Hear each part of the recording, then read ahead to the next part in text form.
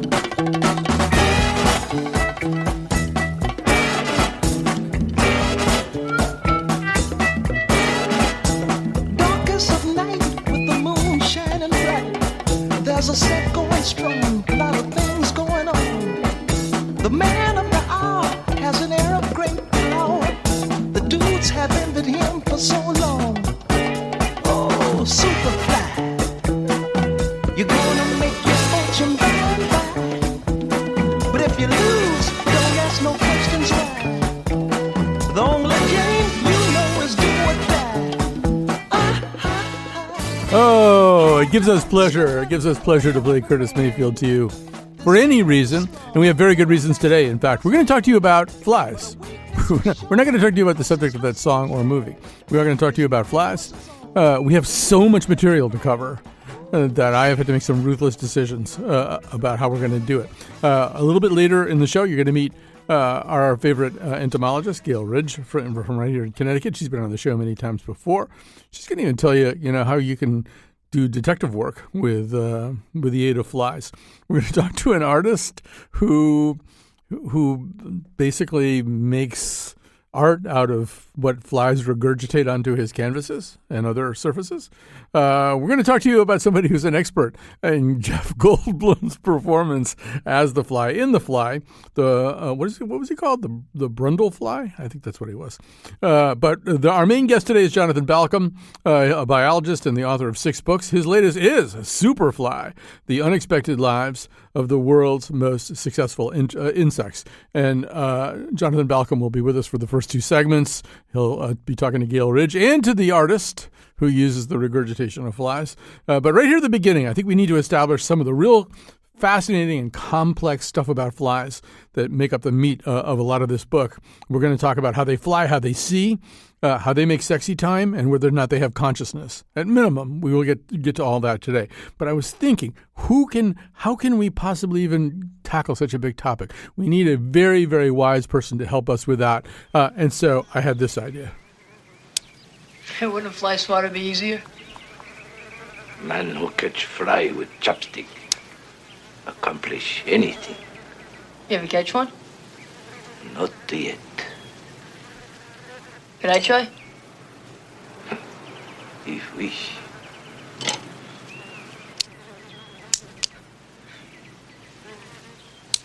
Hey, Mr. Miyagi, look! Look!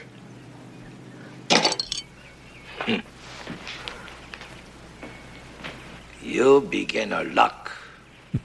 All right. Well, Mr. Miyagi can just do just about anything, but he can't catch flies with chopsticks. And in fact, there are some pretty good reasons for that, including the chopsticks. But Jonathan Balcom is going to tell us a little bit about why, in fact, flies. Before we even explain to you what counts as a fly, we should just tell you some fun stuff about them. So, Jonathan Balcom, one of the great things you do in the book is explain how flies fly. Which is, of course, what they're known for. It really is sort of remarkable. If I were bringing a design for a brand new fighter jet to the Pentagon and it could do what flies do, what kind of jet would I be showing them? What would it be able to do? That's a really challenging question. I'm not a physicist or biophysicist. I'm a synthesizer, and so I drew from all sorts of sources for this book. But what struck me when I was learning about how flies fly is analogies to a car engine with different gears and levers and little ridges that click and pop across each other, and this marvelous, evolution, which has the luxury of millions of years to hone her craft and her designs, so to speak, has come up with amazing solutions for things. And flies' wings can beat over 1,000 times per second in some of the smaller species. And to do that, nerves just don't fire that fast. So there's some remarkable anatomical tricks that evolution has come up with to enable a little animal like that to beat wings that fast. Yeah, there's this incredible description in your book about how flies have evolved a complex system of levers, fulcrums, tiny knobs on wing vane stretch activation mechanisms, and a system much like the manual clutch on a car's transmission, linked to a sort of gearbox that enables them to control each wing independently. And it goes on from there, which explains some of their maneuverability, some of the difficulty Mr. Miyagi is having catching them. But one thing we could say, at least, is if I brought my fighter plane to the Pentagon and claimed it could do what a fly could do, that would mean it could hover, fly backward, and land upside down, correct? That's right, but also you might not want to mention to them there's a fly with asymmetrical wings. It's the only known flying animal where one wing is different shape and slightly bigger than the other, which leaves us scratching our heads. Why on earth? You think that wings, the first priority is to be efficient, and they need to be the same size. It turns out that it appears that the males have that asymmetry in the wings to impress females. That look how great I am, even with this handicap. That's one theory, anyway. So the other difficulty with catching flies or hitting flies or whatever it is you want to do with flies is that they're rather aware of the efforts that you're making to get them. And we're going to talk about their eyes in just a second, but it doesn't necessarily start with their eyes, right? It starts with bristles and hairs on the fly. Tell us about those. Yeah, flies are pretty hairy beasts. And in fact, scientists who name new species, and there's hundreds of thousands of species undescribed, rely on details such as bristles and hairs and the location and how many and what shape and that sort of thing to identify a new species. And those bristles and hairs are highly innervated at the base, so they detect the faintest movements in the air, and often that's the first clue that danger is approaching. And before the fly probably can even think about it, and yes, it does seem that flies can think, the body is already reacting mechanically to this oncoming insult, be it a fly swatter or something else. And so the fly is making evasive maneuvers probably before the fly realizes it. When we touch a hot stove, we pull our hand away before we actually think of pulling our hand away, or when we blink automatically. I was actually watching a baseball game and I noticed the catcher and the slow motion replay. It can't help blinking when that ball comes in at 95 miles an hour. So, there's some real parallels there between flies and humans.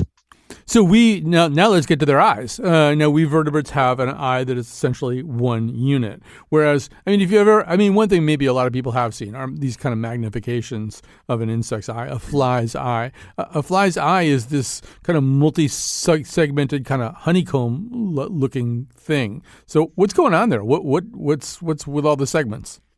That's right. At some ancient time in evolutionary past, insect eyes went the route of a compound eye, which is a faceted eye, where there's hundreds, thousands, tens of thousands, depending on the species of independent eye structures, each with their own complete set of working parts to detect and process visual stimuli. But and I remember as an undergrad seeing an entomology textbook that sort of made the suspected or made the suggestion that the way an insect sees, therefore, is kind of a pointillist affair with a whole lot of little not completely interwoven visual themes, vision, scenes. There you go. That's a better word. But apparently, one of the challenges here is how do we know exactly what's going on in another creature's perceptual world? But it appears that they integrate those images. I mean, consider that we have two eyes. Granted, it's not very many, but it's still two eyes, two separate eyes. But we don't see two views when we open our eyes. We see them integrated into one whole. And it appears that fly brains and insect brains do the same thing.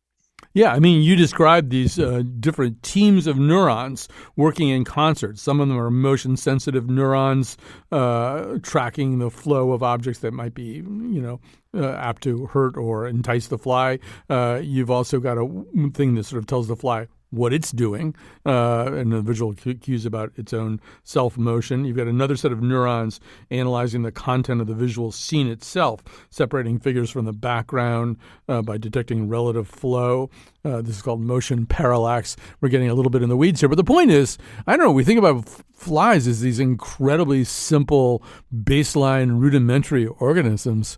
Well, there's like a lot going on there. There's a whole orchestra going on inside the fly. Yeah, as Ernst Junger put it, there are as many organs in a fly as in a leviathan or a whale. I love that sentiment. Nature is incredibly good at miniaturization, and it struck me as I worked on this book just time and again how much complexity and sophistication can be packed into a very, very small package. And my sense is, I take it that even having studied the flies every possible way that one could imagine, we don't really exactly know what everything in a fly is for, do we? It's considered the hard problem in science is knowing or trying to know the consciousness and the experiences of another creature. I mean, we humans have verbal reporting that we can make. We can tell each other how we're feeling. Of course, someone could be lying, or someone could still be a robot from outer space. We obviously don't accept it that way. So that gives us a leg up on interpreting the feelings of other humans. But when it comes to other creatures, and of course, the further you move away from the human and on the evolutionary bush, and I don't mean this to imply that flies are primitive. They're just more distant from us. We branched out separate from them a long time ago, much longer ago than from fishes, say, or from monkeys, which are more recent branching because they're simply closely related to us. But nevertheless, so yeah, that leaves us with that difficult challenge of trying to interpret what we see. But that doesn't mean we have to throw our hands up. Scientists are incredibly innovative and creative about ways to test things like attention span or fear in another creature. So I want to come back to that in just a second because it's of great interest to me, and I know it's of great interest to you too. But the subtitle of Superfly is The Unexpected Lives of the World's Most Successful Insects. What do you mean by successful there? Make that case. Well, first of all, insects as a whole are incredibly successful. They make up about 80% of all animal species on planet Earth. And within the insects, you have groups like beetles and Lepidoptera, butterflies and moths, and flies and Hymenoptera, ants, wasps, and bees. Those are the four probably leaders of diversity. It's currently, there's 160,000 species of flies described by humans. There's about 1,000 new ones being described every year. And it's estimated that there's probably 5 times that many that we haven't even described yet. So we're talking incredible diversity. Flies are also very hardy and opportunistic. I think of them as the entrepreneurs of the animal world. And they're the only insect to occur on all 7 continents, and their habitats include things like wombat dung and petroleum oil. So that speaks a little bit to the opportunism and diversity of this group of animals. Right. There's by one estimate about 17 million flies for each person. Yeah, that's an estimate, but it's kind of telling. It speaks, and I think there's nobody I can say with confidence nobody's listening to this conversation who hasn't had a personal experience with flies, be it a housefly in the house or a mosquito out in the woods, because mosquitoes are flies as well. Yeah, we should say that the order of flies, it's basically every insect that flies with 2 wings as opposed to 4 and isn't a beetle, right? That's right. The Greek term diptera, the Greek is the root for diptera, diptera, 2 wings, and that's what distinguishes the flies from the other orders of insects. So let's do one more sort of thing about the numerousness of flies. I thought the sort of theoretical ball of the 25th or 26th generation of fruit flies, I thought was a pretty mind-numbing piece of statistics. Sketch that out for people. What is it that I'm actually trying to describe there? Yeah, I remember reading that in my entomology textbook as an undergraduate student, and somebody did the math that if you took two fruit flies on January 1st of a hypothetical year, they can get through about 25 generations in a year, and if nobody died, and you took just the 25th generation and you packed those flies into a ball of flies at a density of about 1,000 per cubic inch, I think it was something like that, a very, very dense ball of flies. That ball of flies would stretch from here to beyond the sun.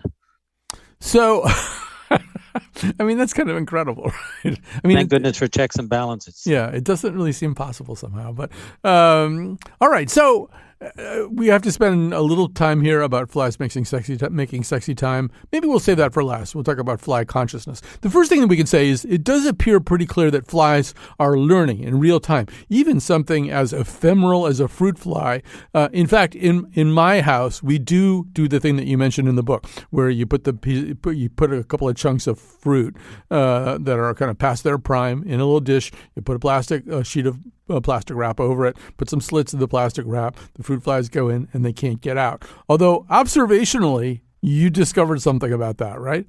Yeah, they can get out, and when their motivation to be in there wanes, maybe they've had their way with each other and laid eggs and what have you, and done all that stuff, and it's time to move on. They can detect the chemical gradient from the air outside that cellophane wrap. So I've actually seen fruit flies muscling their way. It's the best way I can think of to put it, is muscling their way through these tiny little crevices. It seems so intentional, and as it should, because what we know about flies appears to support the idea that they're intentional, that they have cognition, they have complex brains. They're not just a few nerve cells. So once again, it appears there's a lot more going on than we thought. All right. So yeah, let's go to the hard problem.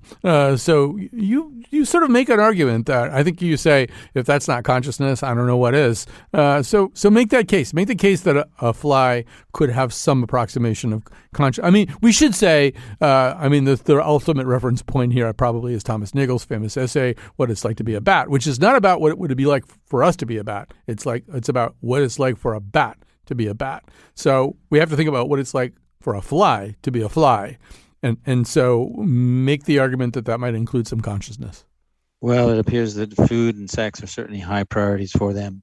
An example I'll give you, studies done by a research team in Australia, University of Sydney, I believe it was. They wanted to look to see if a fly, and this is using a fruit fly, which is the most studied animal in the world, see if they have an attention span. And so they tether them so the fly can't fly away, but the fly can fly in one spot, is facing forward, and they're inside a rotating drum. And the scientists can put different symbols on the inside of the drum that rotate around. And so the fly sees the symbol every few seconds. And they put electrodes in the fly's head, and they detect the burst of activity in the brain whenever whenever a symbol goes by. But as a hallmark of attention span is sort of loss of attention as things don't get new. So the same symbols coming by every few seconds, the activity in the brain starts to wane each time. And then you put a new symbol, you go from an X to an O, say, and then there's a new burst of activity. The fly is engaged again because, oh, look, something's new in my visual field.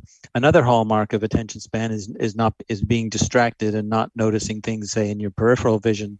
And in that situation, if you put a picture of another fly or something that might be interesting normally to that fly off to the side, so they can see it, they don't pay attention to it if they're engaged with a new stimulus. But if they get bored, they will more likely notice that. So these are some of the hallmarks of having an attention span. So we need to talk briefly about what happens when two flies decide that they love each other very much. First of all, I mean, they have often rather complex equipment for demonstrating that tremendous love they feel for one another. Tell us about flies making sexy time. Yeah, equipment and behavior. Foreplay in flies, I mean, it depends on the species, but you can watch YouTube videos of flies flapping their wings in certain ways. Some of these flies make very hard to hear for us, but nevertheless, they make these songs or serenades with their wing beats. They vary the wing beats. They use the wings sometimes like a semaphore display where they flip one wing up and they dance around, and males compete and they fight and they get on their hind legs and box each other. other, again, depending on the species, but they also woo females, and females are very choosy often. Some flies, the dance flies, are famous for their gift giving, and some species will actually wrap the gift, which is an insect they've caught, and give it to the female. That serves two purposes. It probably hopefully pleases the female, so he may be able to mate with her, but also it preoccupies her because she's usually bigger than him and she's predatory and may try and eat him as her next meal.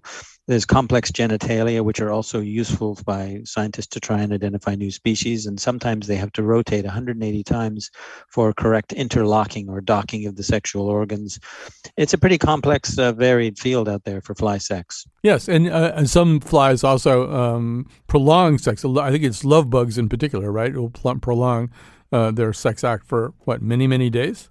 It can be days. The record for insects is, I think, 59 days for stick insects, but the love bugs can go 3 or 4 days, I believe, in coitus. That's also probably a strategy for the male to reduce competition. Obviously, if he's in place all that time, no other male is going to get a chance. And the love bugs are kind of famous for being often seen coupled together when people see them in the wild. Right. I think sting can go for 2 or 3 days too. But when they're coupled, sometimes they are coupled at what looks to be a pretty precarious angle. First of all, it looks like maybe one bug with a head on each end, but they're sort of dangling in very precarious ways. Yeah, I found this years ago. I noticed this, and it was interesting to read about it years later when I was researching this book. I saw a couple of horseflies on a sign while I was out hiking, birding, and the horsefly facing up, who turns out to, in this case, to have been the male, although roles can be reversed, was, as usual, feet on the sign, of course, but the female, who was attached by the genitalia, had rotated at 180 degrees, so her feet were dangling out in the air. It looks like a pretty awkward, uncomfortable, rather compromised position for sex. But I guess when your sex comes in 50 shades of brown, you come up with some clever ideas. All right, we're going to take a break in just a second here. Some of the things we really won't have time to talk about are the fact that flies are kind of custodians of the world. They clean up a lot of poop. They clean up a lot of dead bodies. They're actually very important pollinators. And very interestingly, too, as Jonathan Balcom points out in his book Superfly, they also, just by being flies, keep people out of places that people would otherwise despoil, important ecosystems and environments where if people went in, they would mess up everything. But they don't, because there's so many flies. All right. Flies also, I have to say this, flies, as it turns out, fart very quietly. These are the kinds of things you'll learn about if you get Jonathan's book and read it. But we have a whole bunch of other things we need to talk about on the other side of this. I get up in the morning when the dew is on the dew, and I date a little maggot named Mary Lou. Someday we'll get married and we won't think twice when our kids all look like dancing rice. I think I'll land on some horse manure. Think I'll land on the poop du jour. Think I'll land on a squash possum. And then I'll land on your potato salad. Just washing up. Buzz, buzz, buzz, buzz, buzz, buzz, buzz, buzz, buzz, buzz, buzz.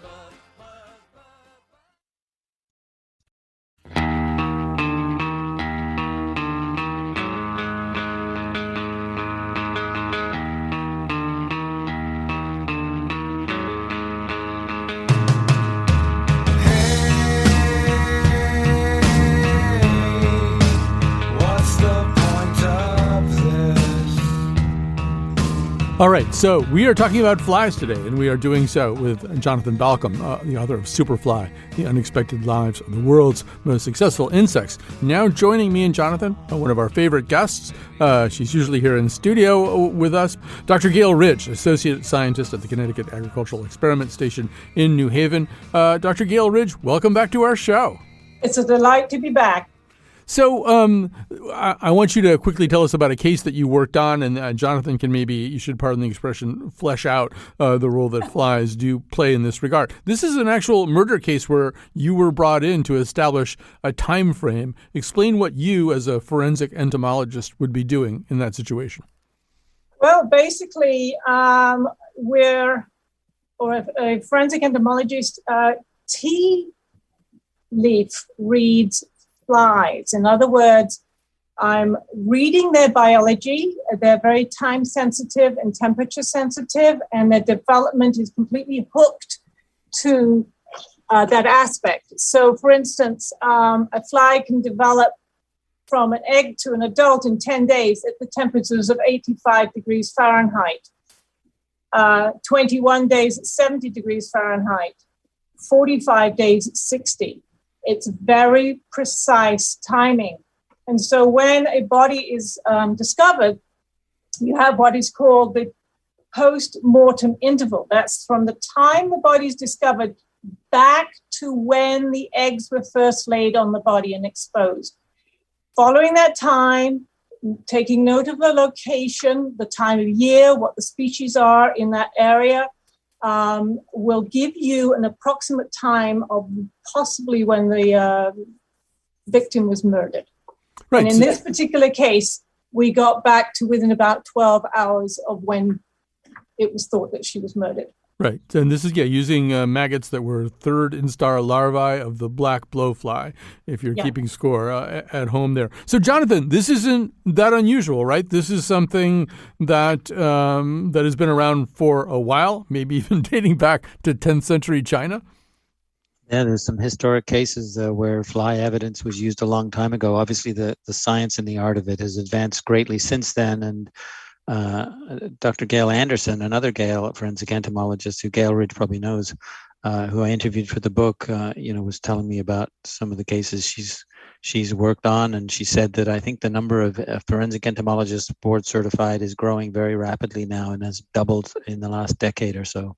So let's talk about a more therapeutic application of flies and specifically their maggots. Gale, you may have saved a man's life using green blowfly maggots. Tell us about that. Yes, he and his wife were regular visitors to the Insect Information Office here in New Haven. And he was admitted into hospital on a number of occasions. And on one occasion when his wife visited him, she found a maggot dining on his toe. He had diabetes, and he had some severe infections in his foot and his toes, including MRSA. And so she brought the maggot to me, and it turned out to be a second stage green blowfly maggot. As a result of that discovery, the attending physician agreed with my suggestion that we should try the maggots. Everything else had failed. All the therapies, the surgeries had failed.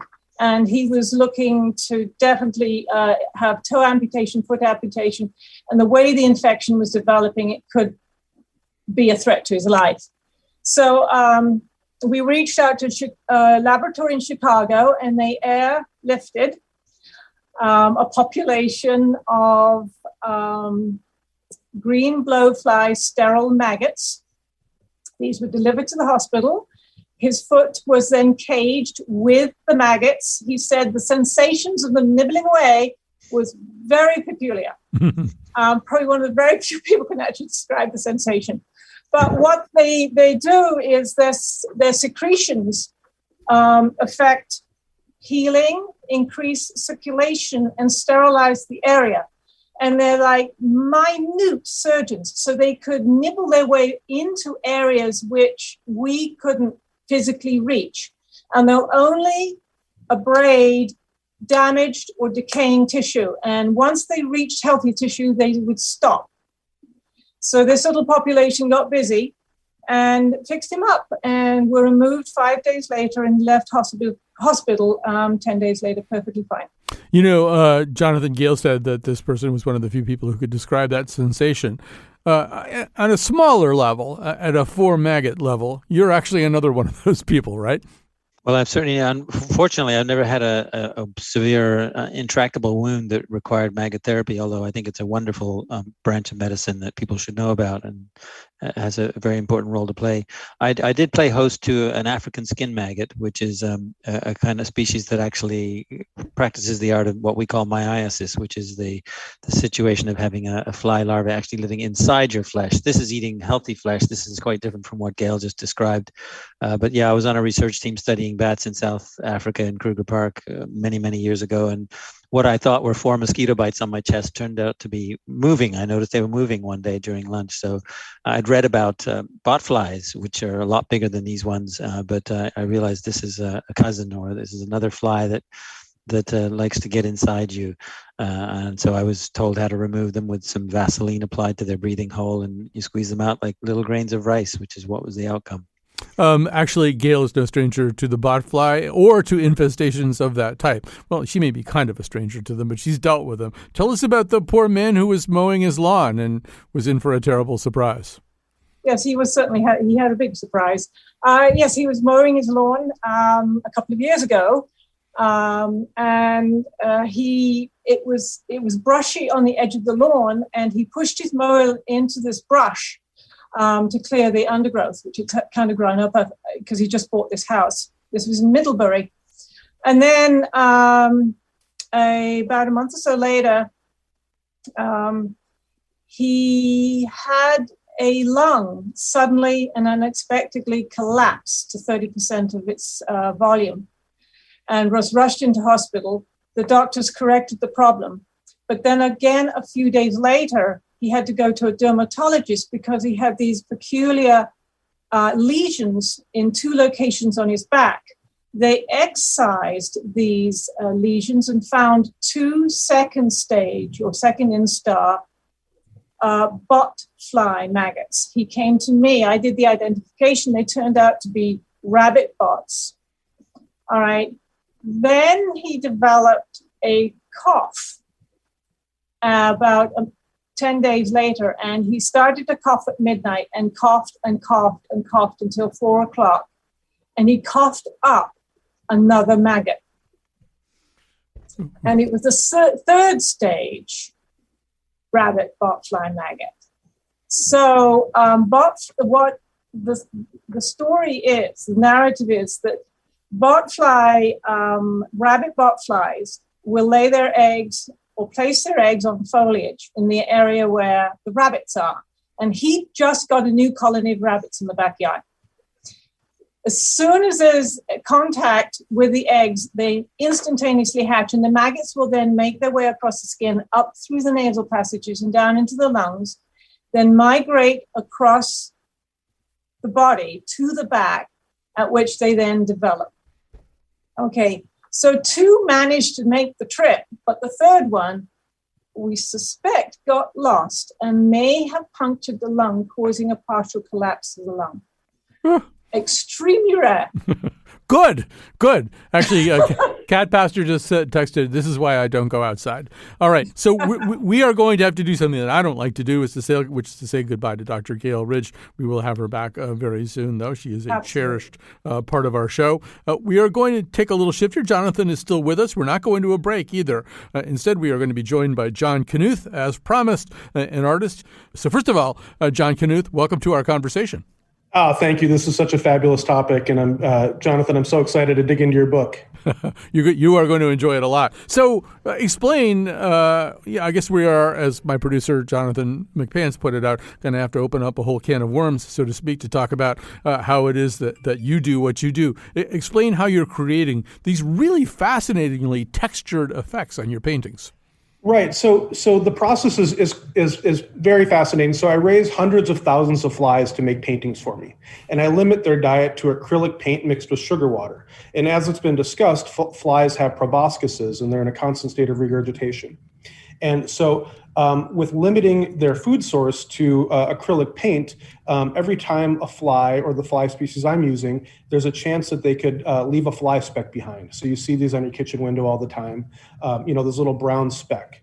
And so when you hyper condense them, literally hundreds of thousands of flies at a time, you can make something really transcendent happens. So the paint colors become true to the color. If I feed them a bright red, the speck is a bright red. If it's a bright blue, the speck is a bright blue. And I can hyper condense them, and then they disperse across the canvas. And so imagine millions of little spots of paint, sort of abstract pointillism that oftentimes looks like transcendent sunsets or transcendent sunrises. Right. I mean, there are videos available. It's really kind of fascinating to look at them. I mean, it really looks very planned, and I guess from a certain point of view, it is. Just to sort of help people understand what's happening here, I wish we had a sort of a special kind of expert. I think we do have an expert to explain this. Let's play B1, Kat. How does brundlefly eat? Well, he found out the hard and painful way that he's very much the way a fly eats. His teeth are now useless because although he can chew up solid food, he can't digest it. Solid food hurts. So, like a fly, brundlefly breaks down solids with a corrosive enzyme, playfully called vomit drop. He regurgitates on his food, it liquefies, and then he sucks it back up. Ready for a demonstration, kids? Here goes. So that, of course, is Jeff Goldblum. He wanted to be on today's show. We don't have time for him. But John Knuth, I'll ask you the question that everybody asks you. How did you think of this? How did it occur to you that you wanted to work in this particular medium? So I should, I was raised, catching snakes and looking at Andy Warhol books, right? So those are sort of my two passions, are art and science, biology, and how the world works. And so the first project I did with flies was in 2001, and it was the build-up to the Second Iraq War. And I had read this article that said the order Diptera, so flies, mosquitoes, et cetera, are responsible for more suffering than all wars combined. So you think mosquitoes, malaria, flies, foodborne pathogens, et cetera. And so I thought, well, that's interesting. I wonder if I can make my own little fly biological warfare air force.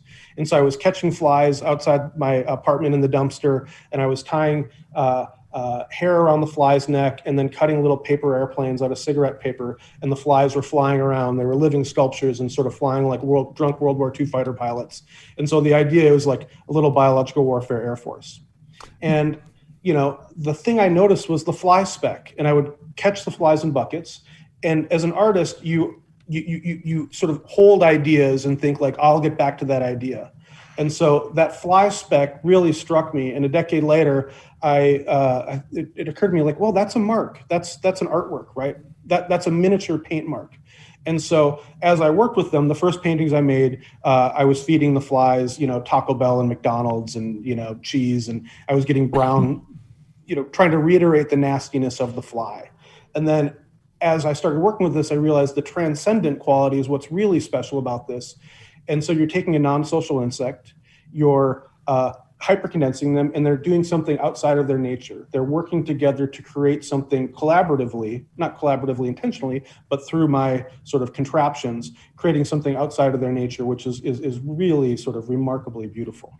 All right. Now, Jonathan Balcom may be bristling, you should pardon the expression, at the term the nastiness of the fly. In fact, one thing that sort of gets said, I don't know if it gets said a lot, but it does get said, and it came up a lot in connection with, in fact, the Jeff Goldblum movie about the flies, is that whole idea of they vomit onto their food.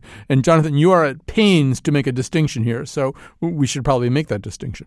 Yeah, well, I take issue with that, the use of that word. I mean, it's a colorful word, the word vomit, and it conjures up all kinds of things. I'm happy to say I haven't vomited since I was 13, and I think part of that is because it's such an awful experience, and I don't think flies are experiencing something awful when they regurgitate liquid onto food stuff to make it imbibable. So that's my quibble with the term vomit in that context. Because they're not actually puking up something that they've previously ingested, right? Yes, and they're also not feeling sick, as far as I can tell, anyway. All right. Well, the paintings, anyway, are anything but nasty, and they're fascinating, and I love what you've done with these kind of egg-shaped surfaces, too. People should get online, look up. You can just sort of Google John Knuth. It's Knuth. The Dawn at Hollis Taggart is one of the videos, and these are amazing things. So, first of all, thank you very much, Jonathan. Jonathan Balcom, and also to John Knuth. Thank you so much for doing the show. Thanks for having me, Colin. All right. So we are going to take another break here.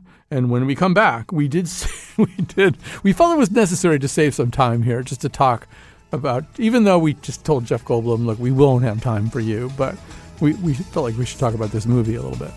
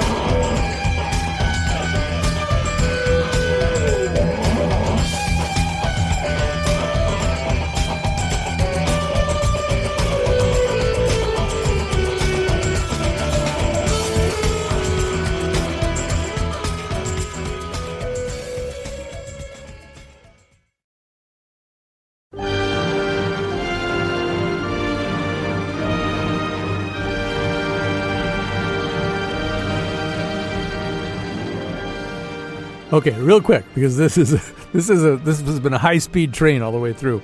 But Kat Pastor is, as usual, our technical producer, doing a great job for us there. The episode was produced by Jonathan McPants, who had some kind of special fly. What kind of fly did you have?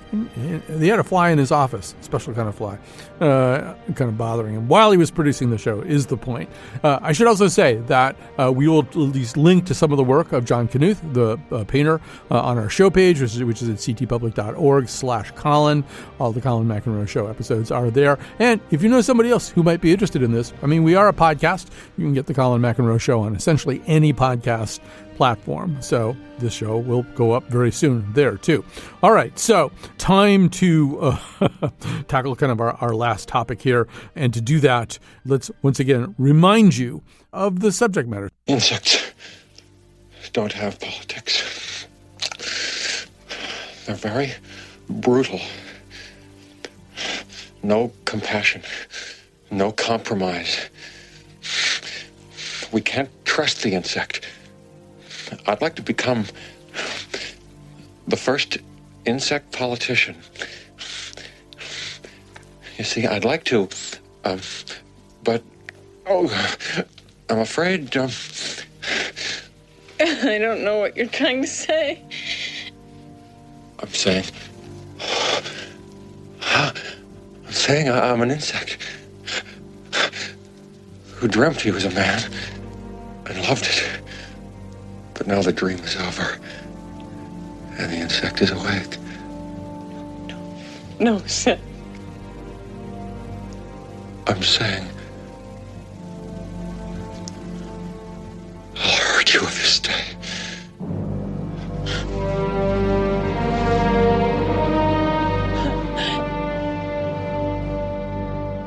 That, of course, is Jeff Goldblum as Seth Brundle, Gina Davis as Veronica Quaife. The movie is The Fly. Joining us right now is Jacob Trussell, the author of The Binge Watcher's Guide to the Twilight Zone. His piece for Film School Rejects is Only Jeff Goldblum Could Make Us Fall in Love with The Fly. Jacob Trussell, welcome to our show. Thank you for having me. So, first of all, I think there's sort of two conjoined questions here. One of them would be, why do The Fly? I mean, it could be any small thing. Why pick a fly? And then another one would be, why pick Jeff Goldblum to do this? So let's start with the first one. Why do you suppose David Cronenberg, actually, obviously it's a remake. It's been around for a while. Why the persistent image of The Fly? It could be lots of little tiny things. Yeah, I think that there is like a very surface level reading that The Fly is a nod to Kafka's Metamorphosis, but clearly they're not going to retread in exactly what Kafka was doing. So they decided in the original George Langeland short story to do this fly, and it has plenty of psychological and psychiatric readings that you can put into it. But I think because, the cockroach is so disgusting and grotesque already, we already have this feeling of disdain for them. When a cockroach comes flying into your room, you are going to lose it a little bit more than if a basic common fly comes in. So, when we're seeing a human cockroach, we are coming from a similar place of known fear. And when we see a human fly, it's almost a fear that we maybe didn't know we had. Yes, well, we've actually discussed Gregor Samsa's Metamorphosis in the past on this show, so we're with you 100% on this. But there's something about Jeff Goldblum, too. First of all, it could be argued, and I think you do argue, this is kind of the movie that began to make Jeff Goldblum Jeff Goldblum. So say why that would be.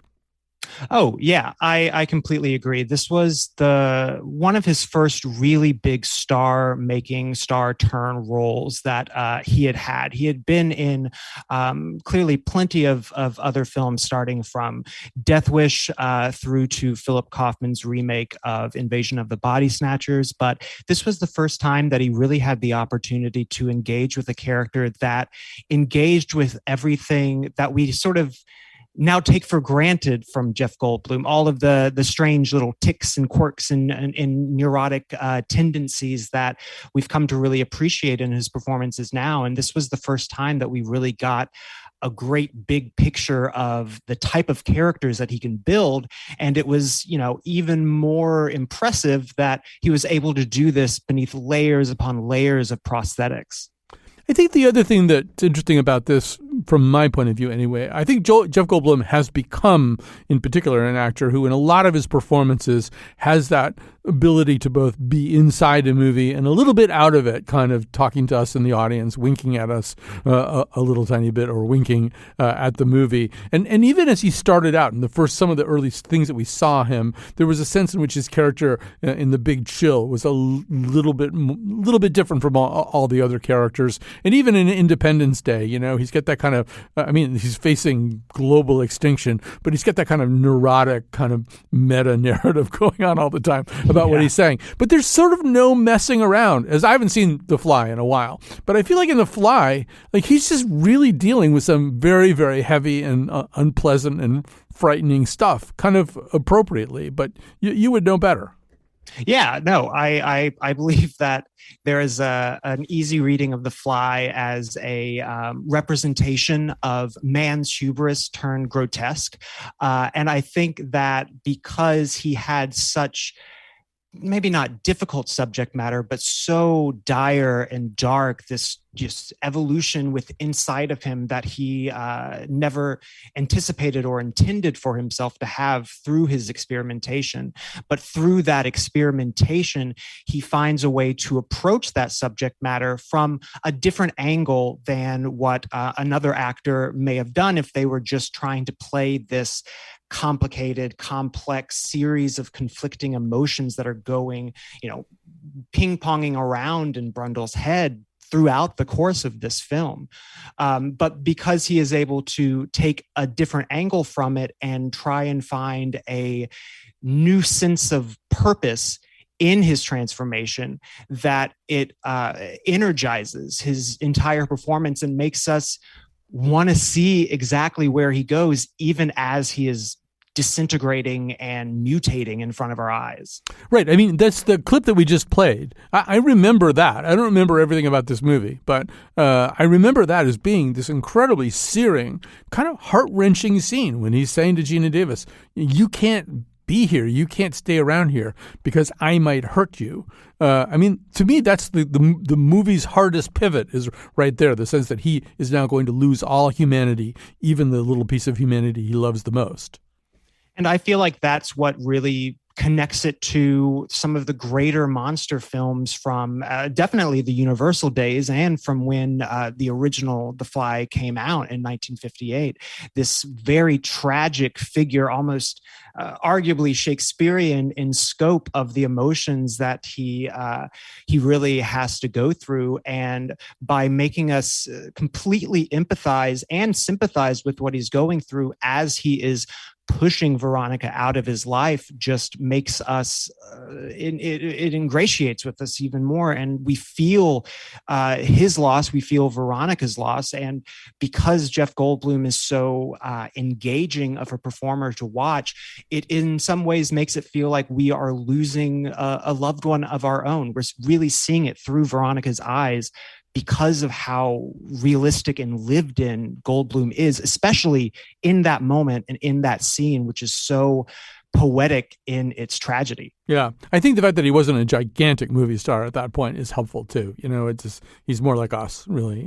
Oh, absolutely. And it allows him to really kind of enjoy being completely hidden behind this makeup and being all goopy and gross and melting and all of those little things.